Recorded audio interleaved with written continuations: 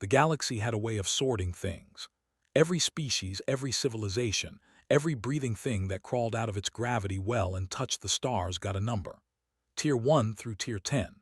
The Velori sat at Tier 1, 7 feet tall, 4 arms, bioluminescent skin that shifted like moonlight on deep water, engineered across millennia into the galaxy's perfect predators. The Rithani held Tier 2, with their hive calculation minds and warships that thought faster than their crews. The Orathi. The Selvan. The list went on, species after species, ranked and filed and understood. Humans sat at Tier 9. Pre-strategic, combat-capable only in groups, individually negligible, short-lived, emotionally unstable. They had no seat on the Galactic Concord's War Council. They had no voice in summit chambers. They were tolerated the way a landlord tolerates a quiet tenant who pays rent late but never breaks anything important. Sergeant Cale Marrow, former sergeant, if anyone cared about the distinction, which nobody did this far from Earth, knew his tier number the way he knew his blood type. It was printed on his work permit. It was coded into his station access badge. It followed him through every corridor of Relay Station Andara 6, a sprawling diplomatic waypoint bolted together at the intersection of 3 territorial borders, home to 4,000 souls from 11 species, and currently the site of a galactic Concord summit that Kale could not have cared less about. He was on Deck 14, elbow-deep in a water reclamation pump that had been leaking for 6 weeks because nobody prioritized maintenance requests from the lower decks. His hands, one flesh, one mechanical, worked inside the housing with the slow patience of a man who had long ago made peace with the fact that his job was keeping things alive that everyone else had forgotten existed. The mechanical hand was his own design, 3 fingers built from conduit scraps, wiring he'd pulled from a dead console on Calyx 7, and a thumb joint machined from a cargo clamp. It clicked when he flexed it. It clicked when he was nervous. It clicked right now, not because he was nervous, but because the humidity on Deck 14 was doing something unkind to the relay contacts, and he kept meaning to fix that and kept not fixing it. 14 decks above him, in the diplomatic observation gallery, Queen Salith of the Velori Dominion stood among crystal and silence. She was 600 years old, young for a ruling queen. Her skin carried the silver-blue luminescence of her bloodline, shifting in slow pulses that her attendants read the way sailors read weather. 4 arms, 2 folded behind her in sovereign posture, 2 resting on the gallery railing. Eyes like cracked obsidian, black and fractured with threads of silver that caught the light when she turned her head. She was here for the summit, trade routes, border agreements, the slow machinery of galactic governance that moved at the speed of centuries and bored her in ways she would never admit to Commander Thyrus, who stood 2 steps behind her, rigid as a monument to protocol. The Rithani delegate has requested a preliminary session, Thyrus said. Let him request. He is persistent, my queen. He is Rithani. Persistence is their substitute for depth. Thyrus said nothing to that. He had learned, across decades of service, which of Salith's observations invited response and which were doors closing. The gallery hummed with the quiet politics of species who had learned to kill each other with words instead of weapons. Delegates murmured. Aides shuffled data. The station turned slowly against the star field, reliable and unremarkable. Then the lights died. Not flickered, died. Every panel, every strip, every glowing indicator on every console gone. The darkness lasted 2 seconds. When emergency power kicked in, the light that returned was red and wrong, and the sound that came with it was a low, grinding vibration that Salith felt in the floor before she heard it through the air. Klaxons, 3 short bursts. Then a voice, station AI, calm in the way that machines are calm when they do not understand what they are saying. Subspace breach detected. Kreth Vanguard's signature confirmed. All personnel to emergency stations. This is not a drill. The gallery erupted. Delegates moved. Aides shouted into communicators. Thyrus had his weapon drawn before the second klaxon finished, his body between Salith and the viewport, 4 arms locked in combat stance. Salith did not move. She watched. The viewport showed it, a tear in the black, ragged and pulsing, and from it poured the Kreth. Not ships. The Kreth did not build ships. They were the ships. Biological masses of chitin and hunger, each one the size of a freighter, moving with the terrible coordination of a hive mind that had been eating civilizations since before the Velori learned to write. They hit the station's shields like a fist hitting glass. 90 seconds. That was how long the shields held. Kale felt the impact on Deck 14 as a shudder that knocked his wrench out of his hand and sent it spinning across the grated floor. Then a second impact. A third. The emergency channel filled with voices overlapping, damage reports, casualty reports, the docking ring severed, the military vessels cut off, the Velori flagship unable to reconnect. Kale stood up, wiped his hands on his coveralls, listened. The evacuation order came 30 seconds later. All civilian personnel to escape pods. Decks 10 through 16, proceed to nearest pod bay. He walked to the corridor junction and looked down toward pod bay 14C. People were already moving, families, workers, a Selvon trader clutching a container to her chest, a pair of Rithani technicians helping an injured Orathi. The flow was steady, controlled. The pods would fill. Kale did the math. He always did the math. It was the thing about him that made other people uncomfortable because the math he did was never the kind anyone wanted to hear. Pod Bay 14C held 12 pods. Each pod held 8 occupants, 96 people per cycle. Cycle time 4 minutes. There were 430 people on decks 12 through 14. That was 4 full cycles plus change. 16 minutes minimum. The ventral bulkhead junction, the structural choke point between the lower decks and open vacuum, had taken damage from the initial breach.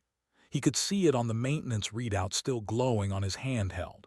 Atmospheric integrity was dropping, not fast, but steady.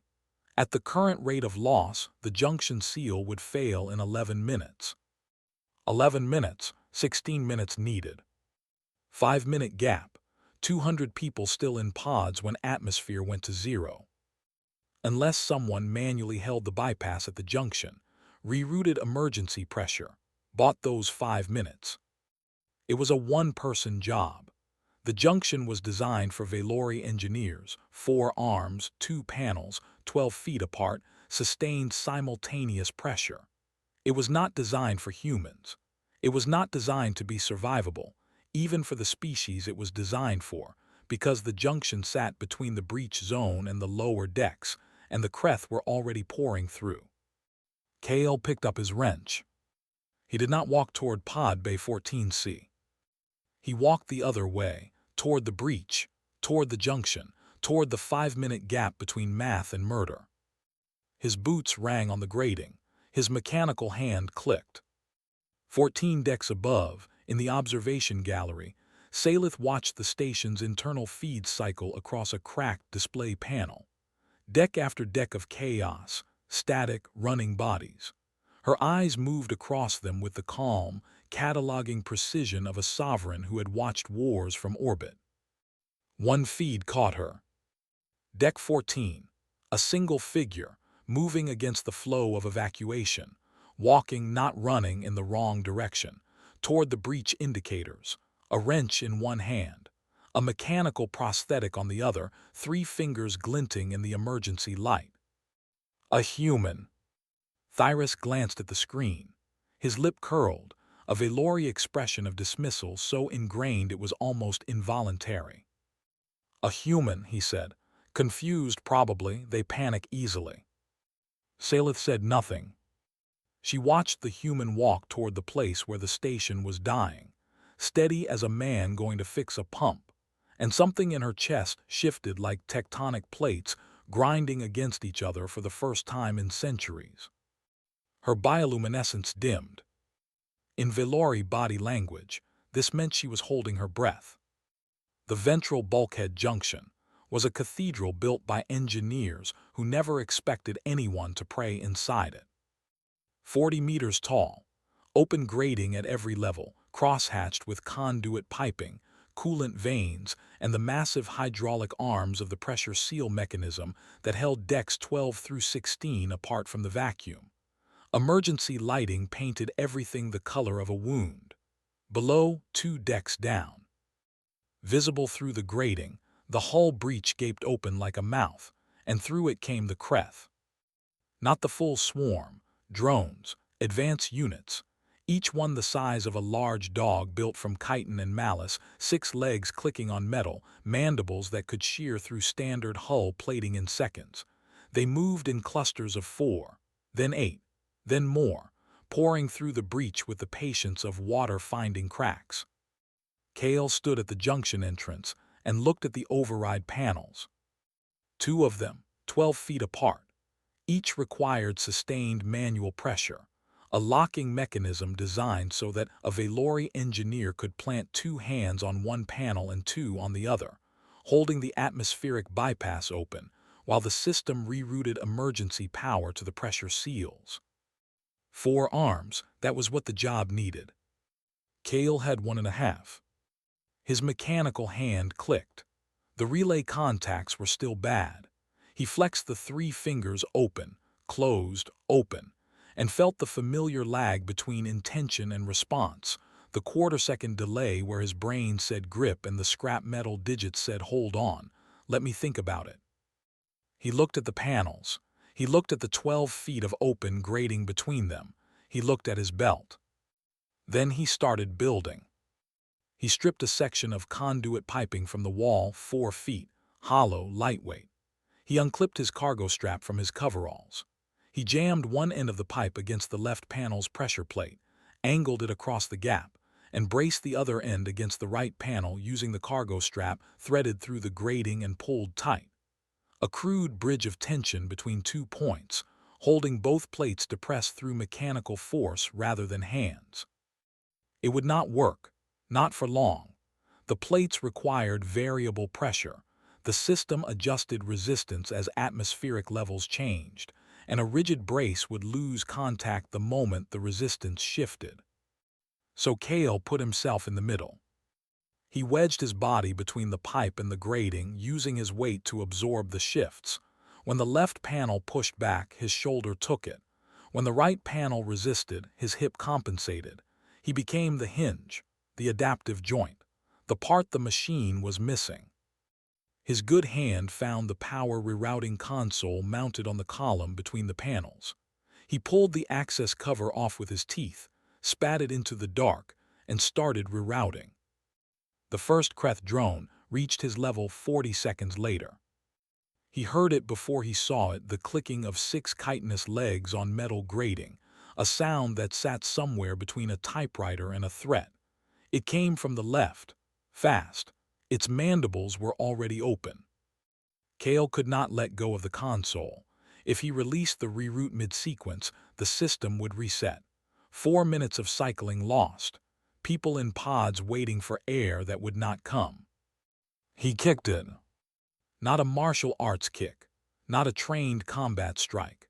A maintenance worker's kick, steel-toed boot, all hip, the same motion he used to slam stuck pressure doors back into their tracks. It caught the drone in the thorax and sent it tumbling off the grating edge into the dark below. The console beeped, reroute at 12%. The second drone came from the right, and the third. And by the time the reroute hit 30%, Kale had killed 4 of them with his boot, his wrench, and a piece of conduit pipe he ripped from his own bracing structure, which meant he had to rebuild the brace one-handed while keeping the power reroute alive with the other, which meant he was holding a pipe in his teeth, and a wrench between his knees, and his mechanical hand was screaming electrical feedback into the nerve grafts at his wrist. He did not stop. He did not consider stopping. There was nothing heroic in his face. No war cry, no gritted determination. Just the flat focus of a man running a maintenance checklist in his head while the world tried to eat him. Pressure at 82%, seal holding, reroute at 41%, Compensate for drift on the left panel. Right boot drone 3 o'clock. Wrench, good, reroute at 44%. 14 decks above, the observation gallery had gone quiet. Not silent, quiet. The difference mattered. Silent was absence. Quiet was the sound of 36 delegates from 11 species holding their breath at the same time, every eye fixed on a cracked display panel showing the internal feed from the ventral junction on Deck 14. The battle outside continued, Kreth swarm masses hammering the station's outer hull, the severed docking ring spinning in the dark, but nobody in the gallery was watching it anymore. The viewport might as well have been a wall. They were watching a human. One human, holding two panels apart with a pipe in his body, fighting off drones with a wrench, rerouting power to atmospheric seals with a hand that was built from scrap metal and stubbornness. A Rithani admiral leaned forward. His compound eyes processed the feed in spectrums the other species could not see: thermal, electromagnetic, structural stress. What he saw made his calculation matrices stutter. "The junction brace is inadequate," he said to no one in particular. "The pressure differential will exceed his body's structural tolerance within 6 minutes. His skeletal system cannot." "He knows that," said a quiet voice beside him. The Rithani turned. A human woman, a diplomatic aide, low-ranking, the kind of human the Conquered kept around for translation work and filing. She was watching the feed with an expression the Rithani could not classify. "He knows the math," she said. "He's doing it anyway." The Rithani had no response for this. It did not compute. At the front of the gallery, Salith stood at the railing. Her primary hands rested on the rail's edge. Her secondary hands, the pair she kept folded, the pair no Velori queen displayed in public, the pair that signified vulnerability in a culture that had spent centuries removing the concept, were gripping the railing behind her back. Thyra stood at her shoulder. He had stopped dismissing the human on the screen. He had stopped speaking entirely.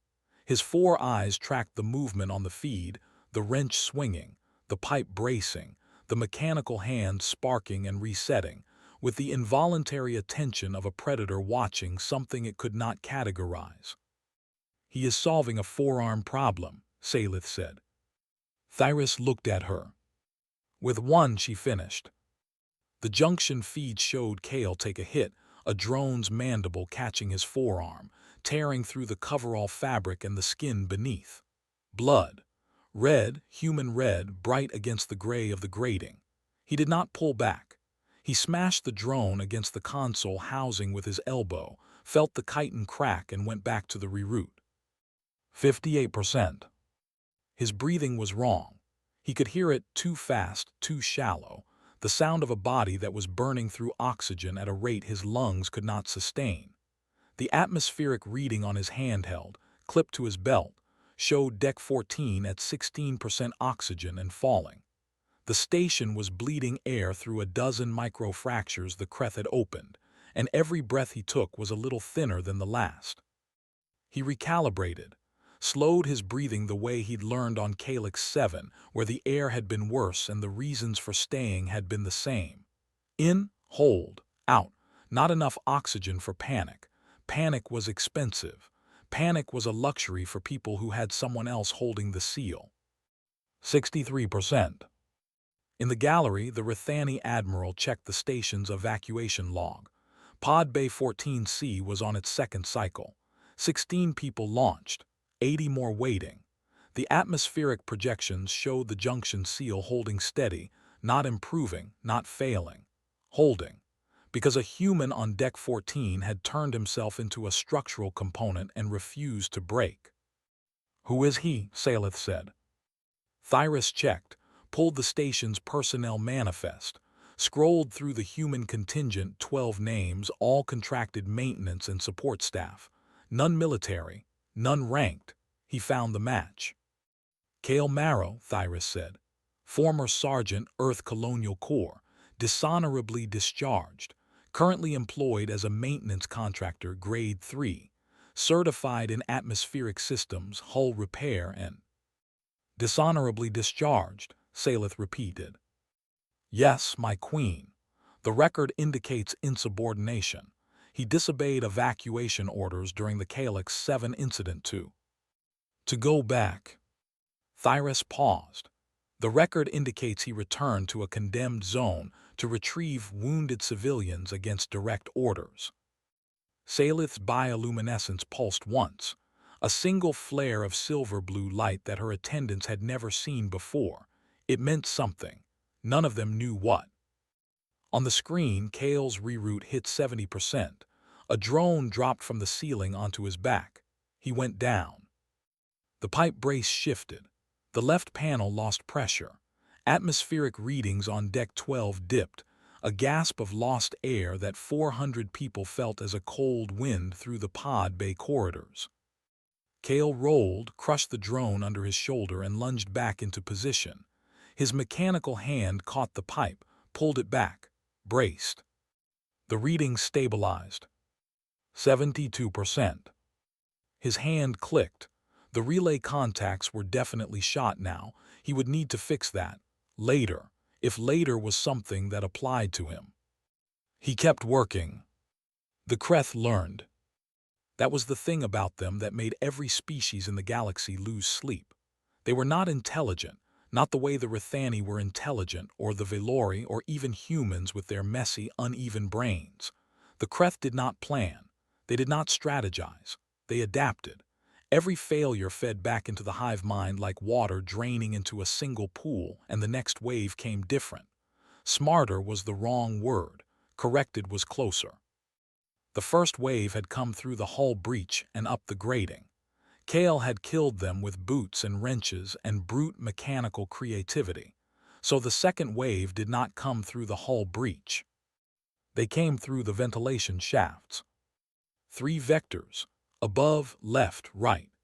Kale heard them before he saw them, not the clicking of legs on grating anymore, but the scraping of chitin against the inside of aluminium ductwork, a sound like someone dragging a knife down a pipe. He looked up. The vent cover above him bulged, then burst. 2 drones dropped into the junction, then 3 more from the left shaft, then 4 from the right. They hit the grating running, legs already spread, mandibles wide, and they did not cluster into groups of 4 the way the first wave had. They spread out. They flanked. They had learned that this human could only face one direction at a time. Kale's reroute was at 81%. The atmospheric seal was holding. Pod Bay 14C was on its 3rd cycle, 32 people launched, at least 60 more queued. The math still mattered. The math was the only thing that mattered. He pulled the conduit pipe from his bracing structure. The left panel immediately began losing pressure. He had maybe 90 seconds before the atmospheric readings on Deck 12 dropped below survivable levels. 90 seconds to clear the junction, rebuild the brace, and get back to the reroute. He did not have 90 seconds worth of body left. His right arm was torn open from wrist to elbow where the earlier drone had caught him. His left shoulder, the one connected to the mechanical hand, throbbed with a deep, wet heat that meant something structural had shifted inside. His head hurt. His vision kept trying to narrow into a tunnel, and he kept forcing it back open through sheer refusal to acknowledge what his brain was telling him, which was, "You are done. Lie down. This is finished." He swung the pipe. The first drone crumpled. Chitin fragments sprayed across the grating. The second lunged and he sidestepped, drove the pipe down through its thorax like a spear, pinned it to the floor. The third and fourth came together and he threw his wrench at one, caught it in the face, sent it spinning and grabbed the other with his mechanical hand. The hand closed, slow, that quarter-second delay. The drone's mandible caught his forearm, the mechanical one, and clamped down on the wiring. Kale felt the feedback spike through his nerve grafts like someone had poured hot glass into his wrist. His vision whited out, came back. The drone was pulling, twisting, trying to rip the prosthetic off at the joint. He looked at the atmospheric readout on his handheld. 86 seconds left. He braced his feet, leaned back, and let the drone pull. It dragged him 2 feet across the grating, and when it overbalanced, he slammed it against the bulkhead column with everything his legs could give him. The mandible cracked, released. The drone dropped. Cale looked at his hand. The wiring in the index finger was severed. The thumb was locked in a half-closed position. The relay contacts, already bad, were now openly sparking, tiny blue arcs jumping between the exposed joints. He could not feel his ring finger at all. He stripped the wiring. Live. No shutdown sequence, no safety protocol, just his teeth pulling copper from the housing while current laced through the nerve grafts. The pain was a white column that ran from his wrist to his shoulder, and he screamed through his teeth. A sound that was not a word, not a cry, just the noise a body makes when it is being rewritten against its will. He reconnected the relay. The finger twitched, closed, opened. 51 seconds. He rebuilt the brace, pipe back in position, cargo strap tightened, body wedged, both panels pressurized. The atmospheric reading on deck 12 stabilized. Pressure nominal. He wanted to laugh. He wanted to sit down and put his head between his knees and breathe air that did not taste like copper and chitin. He wanted to go back in time and take the pod like everyone else. He did not do any of these things. He checked the reroute. 83%, still climbing. The drones kept coming, not in waves anymore, steady. A trickle that did not stop because the Kreth hive mind had calculated that it did not need to overwhelm him. It just needed to outlast him. One drone every 40 seconds, just enough to force him to move, just enough to keep his heart rate above what his oxygen-starved lungs could support, just enough to bleed him. It was, Cale reflected in the small corner of his mind that was still capable of reflection, a very elegant strategy for a species with no brain. He fought them with whatever he could reach, the wrench, the pipe when he could afford to pull it from the brace, a section of grating he tore up from the floor, his boots, his elbows. Once, when a drone caught him from behind and there was nothing in his hands, he killed it with the console's access panel, ripped the metal cover from its housing and drove the edge through the drone's thorax like a blade. His hands were red, both of them. The mechanical one sparked red and blue, the flesh one was just red. He stopped keeping count. In the observation gallery, no one had moved for 7 minutes. The conquered delegates, admirals, ambassadors, trade commissioners, species representatives who had spent their careers in rooms where violence was a concept discussed in abstractions, stood motionless before the cracked display panel. The feed from Deck 14 played without sound. It did not need sound. The image was enough. A human, alone, surrounded by the dead and the dying, both his and theirs, holding a junction together with a pipe, a strap, and a body that had passed every reasonable limit of endurance 4 minutes ago and kept moving anyway. The Rithani admiral's compound eyes had not blinked. His calculation matrices, the ones that had told him confidently that the human skeletal system could not sustain the pressure differential, had stopped offering predictions. The data no longer fit any model he had. His adrenaline output, the admiral said, his voice carrying the flatness of a scientist confronting a result that violated first principles, exceeds the documented maximum for his species by a factor of 3. Nobody responded. His pain receptors should have triggered systemic shutdown 11 minutes ago. Nothing. This is not within the parameters of a Tier 9 organism. The human diplomatic aide, still standing beside him, said nothing. She was crying, not from grief, from something she did not have a word for in any language the conquered recognized. At the railing, Salith watched. Her primary hands had not moved from their position. Her secondary hands, the hidden ones, the vulnerable ones, had released the railing behind her. They hung at her sides now, open, palms forward. In Valori body language, this posture had a name that Thyrus had not seen used since his training in the old courts. It meant witness. It was the posture a queen assumed when she observed something that her species' history would need to record. It had been used 14 times in 600 years of Velori sovereignty, twice for the fall of civilizations, once for the birth of a star. Thyra stared at her hands, then at the screen. On deck 14, Kale took a hit he could not absorb. A drone caught his left arm, the mechanical one, and clamped it against the bulkhead. The full weight of the drone pinned the prosthetic flat. He could not reach his wrench. He could not reach the pipe. He could not reach anything. He went still. 3 seconds. In the gallery, Salith leaned forward. The bioluminescence beneath her skin flared, involuntary, uncontrolled, a pulse of silver-blue light that made every Velori in the room turn to look at her. Kale headbutted the drone. Full force, no angle, no technique. Just the flat of his forehead driven into the chitin plate of the drone's cranial ridge. The impact split his skin open from hairline to brow. Blood sheeted down his face. Red, so much red. The drone released. He killed it with the conduit pipe, picked up the wrench, wiped the blood from his eyes with the back of his mechanical hand, which smeared the blood rather than clearing it and left his vision tinted crimson. He checked the atmospheric seal. Pressure nominal. He checked the reroute. 91%. He checked the evacuation log. 4th cycle, 40 launched, 7 more to go. He did not check himself. There was no point in checking something he could not fix and could not replace and could not afford to shut down. A conquered admiral from the Rithani delegation turned from the display. He looked at Salith. His compound eyes carried an expression that his species rarely showed: uncertainty.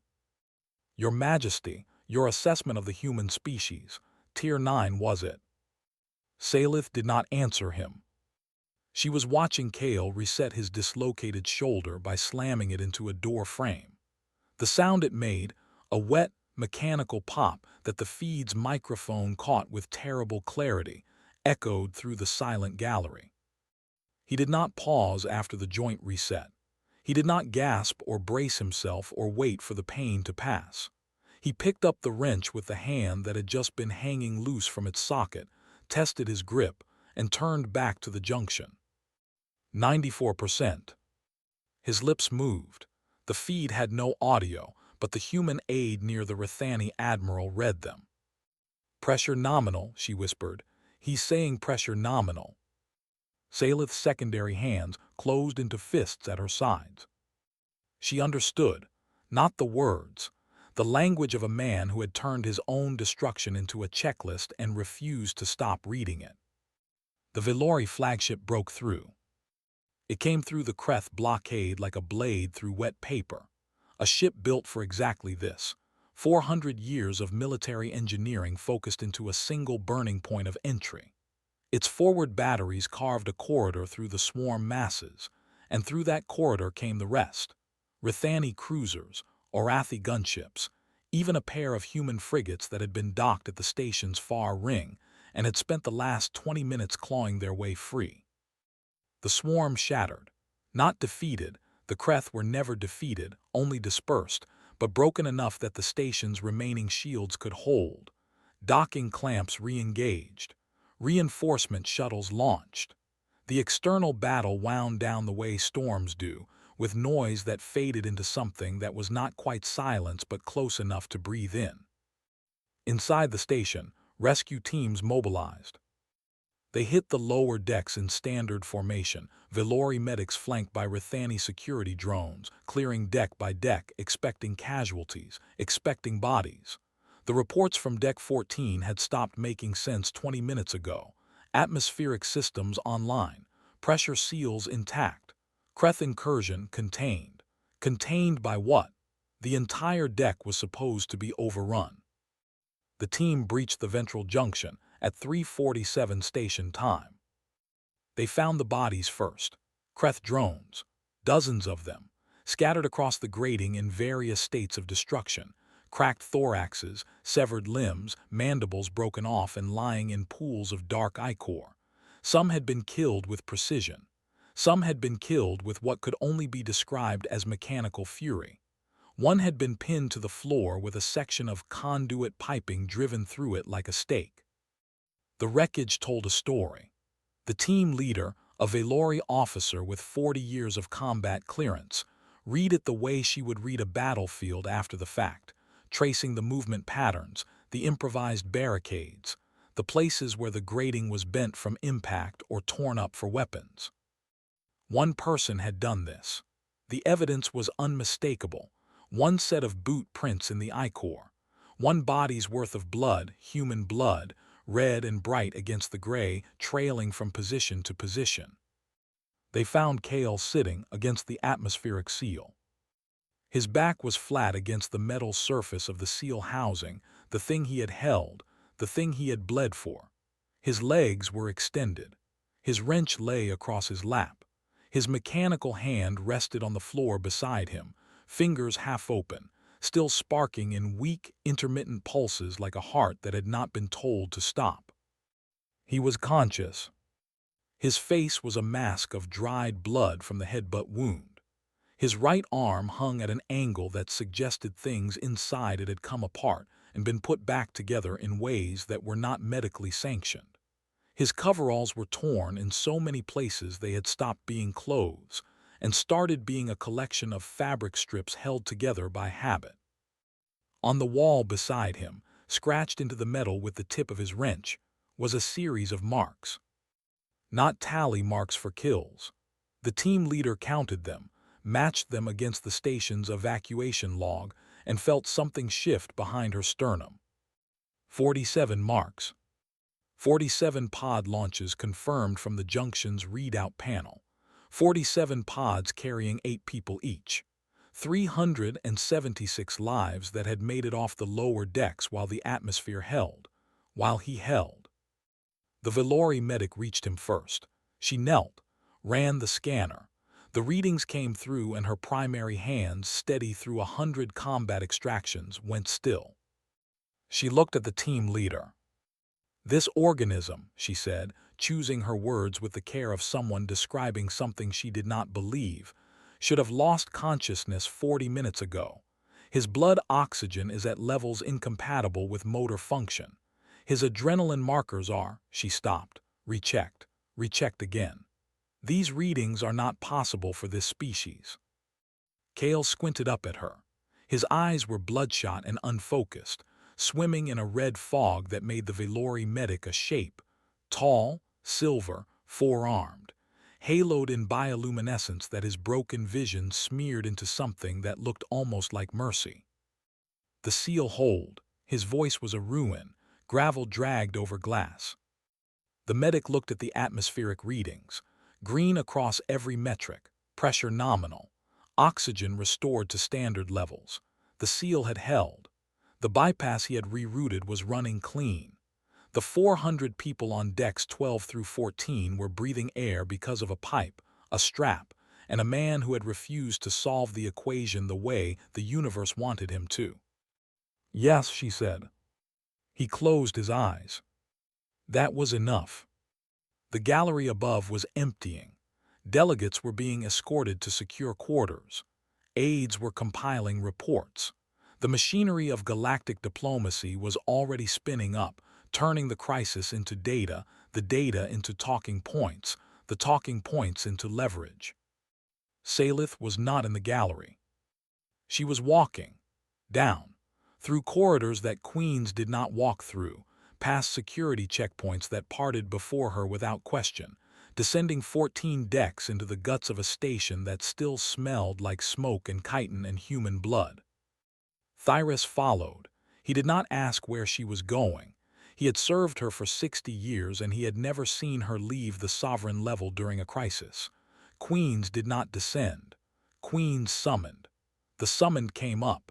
That was the architecture of Valori power, vertical, immutable, understood. Salith was dismantling it with her feet. Her retinue trailed behind in stunned formation.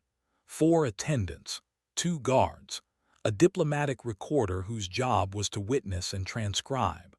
The recorder's hands were shaking, which made transcription difficult, which was fine because what she was about to witness was going to be remembered without transcription for a very long time. They reached Deck 14. Salith stepped through the junction entrance and stopped. She looked at the dead, the broken drones, the blood red and dark, layered on the grating in patterns that mapped a fight she could reconstruct from evidence alone. Here he had held. Here he had been pushed back. Here he had pushed forward. Here, a moment where the blood pooled in a way that meant he had been still, for too long before the boot prints resumed.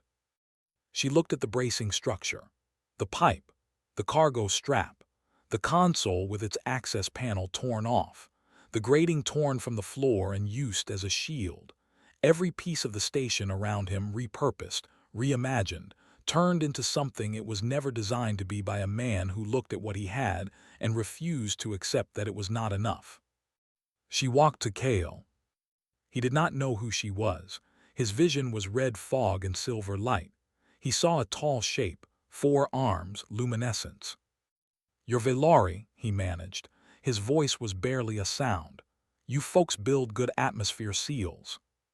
Something moved across Salith's face. Not a smile. Velari queens did not smile the way other species did, but the muscles around her eyes shifted, and the bioluminescence beneath her skin pulsed in a pattern that Thyrus had never seen in his 60 years of service. He did not know what it meant.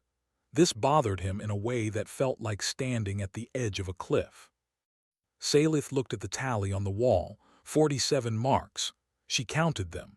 Each one a pod, each pod 8 lives, each life purchased with a minute of held atmosphere from a man who could not hold it and held it anyway. She looked at his hand, the mechanical one, 3 fingers built from scrap, wiring exposed, sparking. A thumb joint machined from a cargo clamp. She could see where he had repaired it during the fight, stripped the wiring live, reconnected relays while the current burned through him. The scorch marks on his wrist told that story in 2 colors, black from the burns and red from the blood beneath. She turned to Thyrus. The observation gallery's audio feed was still live. A technical oversight. Someone in communications had forgotten to close the channel when the delegates evacuated, which meant that every surviving console on the station, every delegate's quarters, every medical bay, every emergency shelter was receiving audio from Deck 14. Salith did not know this, or perhaps she did and it changed nothing. "I wish he were mine." 4 words. Thyrus heard them and his body locked. Every joint, every muscle. 60 years of service and he had never heard a Velari queen speak the claim word about a non-Velari. It had not happened, not once, not in the 400 years of the Dominion's recorded history. The word mine in the Velari sovereign tongue was not a word of possession. It was not romance. It was not desire in any way that other species would recognize. It was a designation, the highest a queen could bestow, a declaration that this individual's value was worthy of integration, that their genetics, their tactics, their essence belonged within her line. It was spoken about warriors, about commanders, about individuals who had, through action, proven themselves to be something the Dominion needed. It had been spoken about Velari. Only Velari. Until now. Thyrus stared at her. The diplomatic recorder's hands had stopped shaking. They had stopped moving entirely. "My queen," Thyrus's voice was careful, controlled, the voice of a man stepping around something explosive. "He is human." Salith looked at him. Her eyes, cracked obsidian, threaded with silver, held nothing that could be argued with. "Yes," she said. She did not elaborate. On the floor of the junction, Kale Marrow heard none of this. His eyes were closed. His mechanical hand had stopped sparking. The atmospheric seal behind his back hummed with the steady vibration of systems running clean. 47 marks on the wall. Pressure nominal. 3 weeks passed. The galaxy rearranged itself around 4 words. Kale woke in a medical bay that was too clean. The ceiling was white in a way that suggested someone had opinions about what ceilings should look like. The sheets were soft in a way that suggested they cost more than his annual salary. His body was a map of interventions he had not consented to, Valori biotech grafted alongside human field surgery. His torn arm rebuilt with hybrid tissue that responded to commands faster than his original muscles ever had. His ribs had been set with a bonding compound the Valori used on structural hull fractures. Appropriate, he thought. He had functioned as a structural component. They had repaired him like one. His mechanical hand sat on the bedside table. Someone had cleaned it. Someone had also repaired the relay contacts, which meant someone with 4 hands had spent time on a device built for 3 fingers, and had done it carefully, because the thumb joint, the cargo clamp 1, his favorite piece of himself, was still intact. He flexed his real hand. It worked. He picked up the mechanical one and attached it to the wrist mount. It clicked into place. He flexed the fingers. No lag, 0 delay. The relay contacts were better than he had ever gotten them. He stared at the hand for a long time. The summons came on his second day upright. A Valori attendant, young, immaculate, visibly uncomfortable being this close to a human, delivered it on an actual physical document, sealed with the crest of the Galactic Concord's War Council. Kale had never seen a War Council seal. He had never expected to see one. It was like receiving a dinner invitation from a building he was not allowed to enter.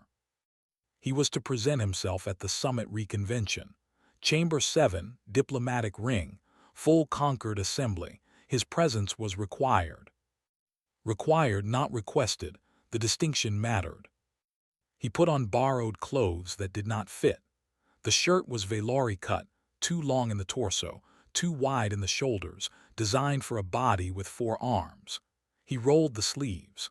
The trousers belonged to a Rithani aide and were the wrong color for anything.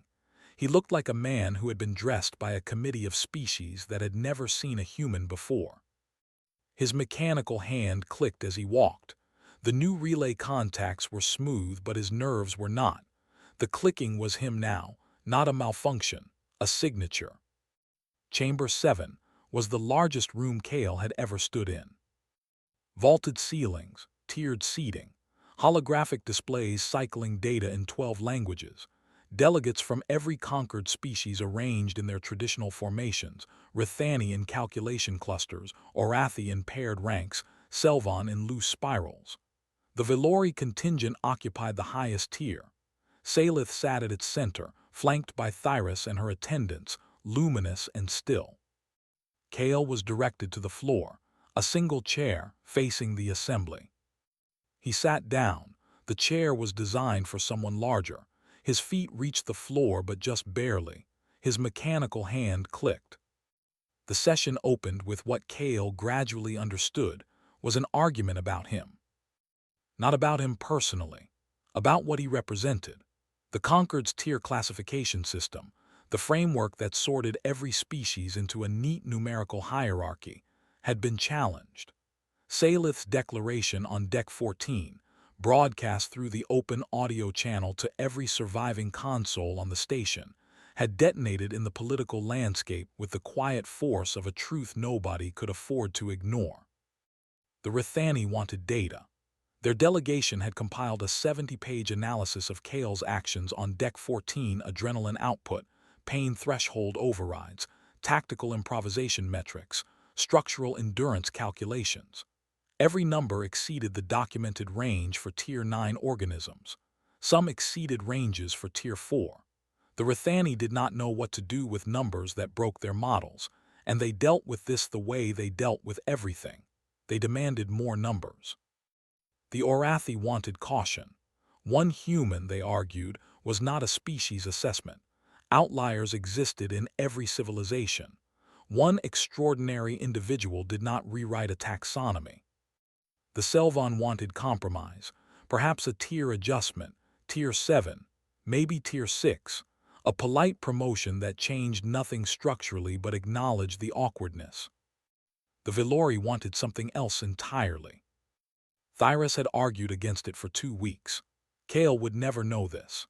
He would never know that the commander who had dismissed him as confused, probably, had spent 14 days in private chambers with his queen, presenting every strategic, political, and biological argument against what she intended to propose, and that she had listened to each one with the patience of a sovereign who had already decided, and was offering her advisor the courtesy of being heard.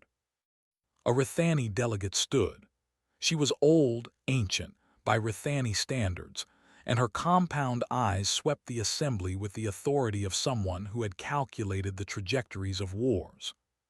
"We must hear from the human," she said, "before any reclassification is considered." The chamber turned to Kale. He had not prepared anything. He had been a maintenance contractor 72 hours ago. Before that, a disgraced sergeant. Before that, a man on a colony world who had walked into a condemned zone because people were still breathing inside it, and that fact had felt heavier than his orders. He stood, the borrowed clothes bunched at his wrists. His mechanical hand clicked. The Rithani delegate asked the question that the entire chamber had been orbiting for 3 weeks. "Sergeant Marrow, you had access to an evacuation pod. You were under no military obligation to remain. The junction task exceeded the physical capacity of your species. Why did you not evacuate with the others?" Kale looked at her. He looked at the assembly. Hundreds of eyes, compound, obsidian, jeweled, mechanical, all fixed on him. He had never stood in front of this many people before. He had stood in front of Kreth drones and bulkhead junctions and broken atmosphere seals, and somehow those had felt less exposed than this. He thought about it for a long time. "Because I know how atmosphere seals work," he said, "and the people in those pods didn't." He sat down. The chamber held the silence the way a lung holds air before releasing it. 3 seconds. 5. The Rithani delegate's compound eyes shifted through spectrums Kale could not perceive. She was looking for complexity, for strategy, for the deeper calculation beneath the answer. There was none. That was the answer. Salith stood. The assembly turned to her the way a system turns to its primary star. She was luminous in a way that went beyond biology, a presence calibrated across centuries of sovereign engineering, every gesture weighted, every word chosen with the precision of a weapon. "The Concord's classification system," she said, "operates on the assumption that a species' capability is a fixed quantity, that it can be measured, ranked, and predicted. For 600 years, this assumption has held." She paused, her secondary hands visible now unfolded, a statement in itself that made Thyrus's jaw tight and gestured toward the holographic display. It showed the Deck 14 feed, the junction, the pipe brace, the tally marks. This human was measured at Tier 9. His documented physical capacity, his species combat ratings, his individual service record, all consistent with Tier 9 classification. By every metric we use, he should have failed. The junction should have been lost. 400 people should have died. She looked at Kale. He looked back. His eyes were clear for the first time since the junction, the red fog gone, replaced by the steady, uncomfortable attention of a man who had never been looked at by anything this old and this certain. "He did not fail," Salith said, "not because our metrics were miscalibrated, not because he is an outlier, but because the metrics themselves are inadequate. They measure capacity.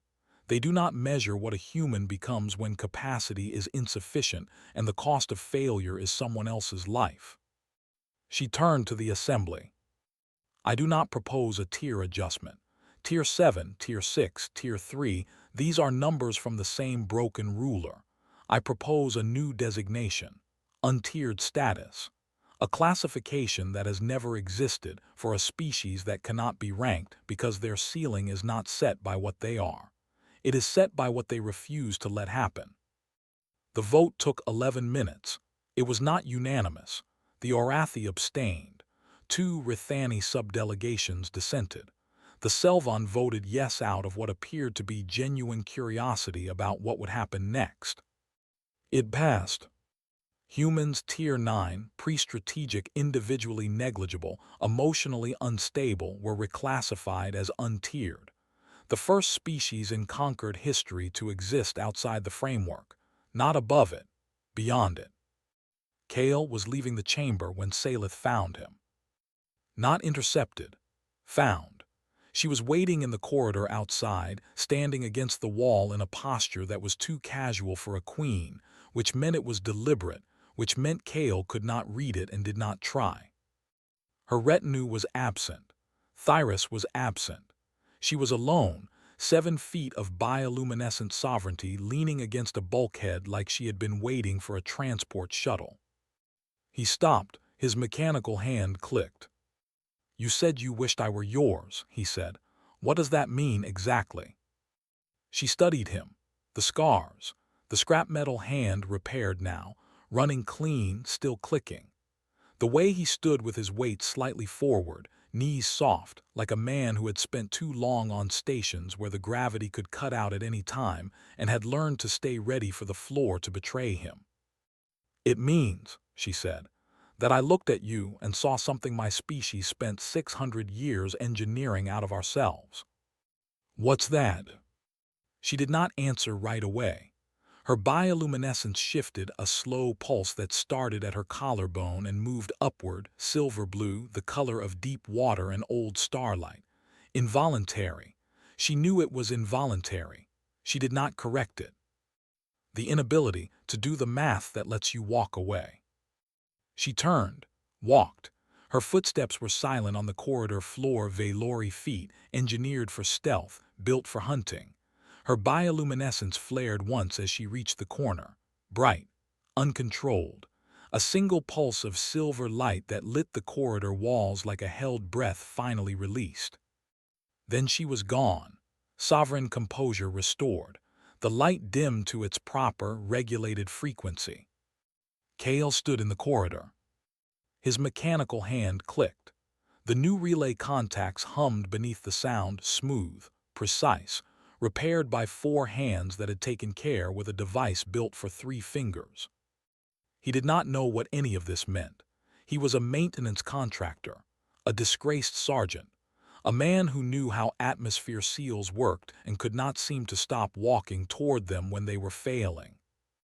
But somewhere in the corridor ahead of him, something ancient had looked at something small and unranked and built from scrap, and had recognized in it the one thing 600 years of engineering could not replicate and could not replace. The seal held. 47 pods launched. 376 people breathed today because a man with 1.5 hands had decided that the math was wrong and the wrench was right. His hand clicked. He walked on.